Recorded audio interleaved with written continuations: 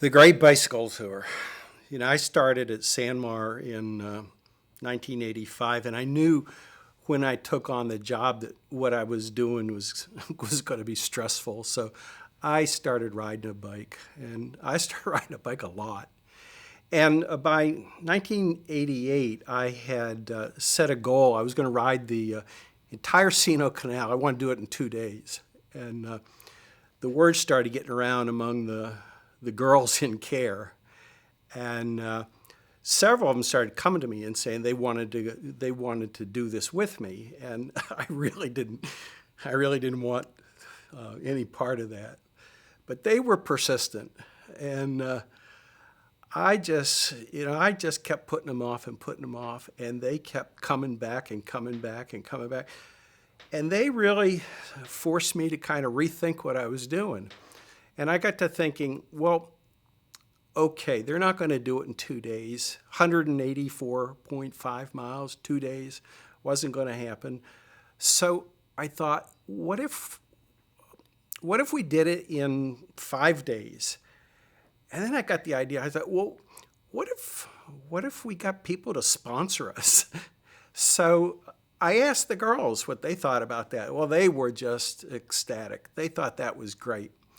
So we started asking anybody who'd listen to us, teachers and people at church and friends. And we ended up finding, I don't know how many people was, but 7 girls, a couple staff, and myself. We raised $5,000 in sponsorship.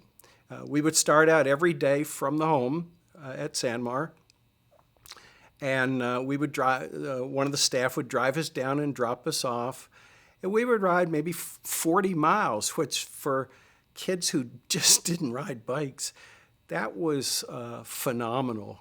And then we'd get picked up at the other end and brought back. We'd spend the night at home or at Sanmar, and then go back the next day. And over 5 days, we completed the whole thing. I thought, well, what if I just make a flyer, distribute it to bike shops, and invite anybody who wants to go to join us? So we did that. I took flyers to bike shops all over the place. 26 people. We raised $13,000. That was crazy. And it took off from there. Dog team. One of the things that was really pretty neat about the ride was you saw people coming over and over and developing friendships. And so there were people that would come and they would ride with their friends that they'd made in past years.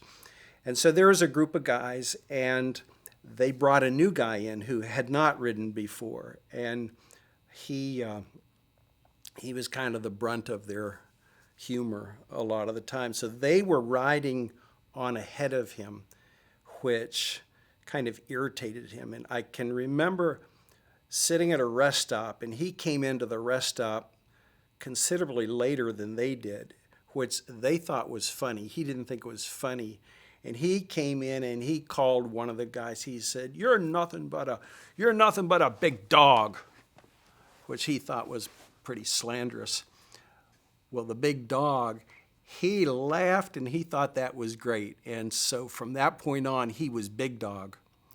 And I got to thinking about that, and I'm realizing, one of the things that you want to do is you want to look for anything that kind of pulls the group together, builds a sense of community, a sense of team. And so I took on the moniker as Top Dog, and then others started picking up. There was one guy did it every year. He was You Dog, You Dog You. We had Mud Dog and Dirty Dog, and on and on and on and on. So we started telling people, if you complete the ride, then you become an official member of the dog team, and you're legally entitled to wear this dog title, and you can register it with us, and it becomes your name. I guess what stands out is the friendships that have been built. I've seen friendships. I mean, the very first year, Kurt came along. Kurt is one of the guys who rode it on the very first ride. I met him in 1989 on that first ride, and we've become very good friends to this day. He's done the ride every year since. We have probably ridden bikes together 50, 60,000 miles together out on the road. But there's many friendships that I've seen that grow up. It is just it's a family-friendly event that people come to, and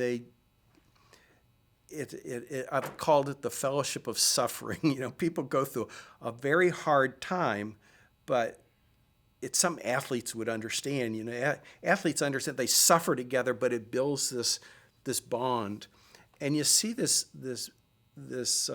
friendships, these bonds that are built. That's pretty neat.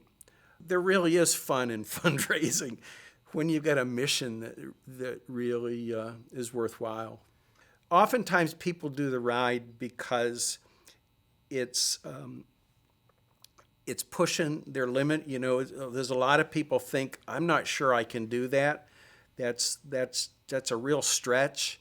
And so I've seen lots of people come out there and they go to do this, and when they start finding that they're surrounded by support, they're surrounded by people who are cheering them on, and there are people who are coming out and doing something that they never dreamed was possible, it becomes exciting to them. What happens also is that there's some people who come along, they meet that kind of a milestone, they start looking at the mission totally differently, and they start seeing what we were doing with kids and with families, and they start getting excited about that. I find that pretty exciting, that people are coming along, and oftentimes people come for their reasons. People they don't do things for my reasons. They come for their reasons, which is good. They get excited about it, and they start realizing they're getting more than they ever bargained for. More is being given to them than what they ever expected. It's more than just a fundraiser. Go team. I did ride in 1989, but 6 months before, I thought people were crazy to want to ride such a long event. But then I committed to it, and my husband said, you're not going to be able to be successful with that. And that's all it took for me to be training. And so it was muddy, it was hot. He did 2 days because he didn't take the extra time off from work. I did all 4 days, and I did it. And then I've done it 15 years since then, and I've driven a support wagon if I haven't been on a bike. Something happens over that 4 days. People come together and they're nervous and they're intimidated and they're scared. By the end of the first day, they're in pain, but they're laughing together, they're sweaty, and they couldn't believe they did it. By the end of the second day, they've become friends, and they're really enjoying the experience. The third day, they are best buddies. And the fourth day, there's a sadness, a joy that we're finishing, but sadness, it's over. And you watch that camaraderie build every year as many of the same people come back. They are going to be pampered for 4 days. We're going to take care of them. We're going to provide great rest stops every 13 to 15 miles. We're going to laugh with them. We're going to put Band-Aids on them. And so they don't have to cook, they don't have to clean, and they don't even have to know what day it is, because they're just going to get on a bike and ride, and we're going to take care of them.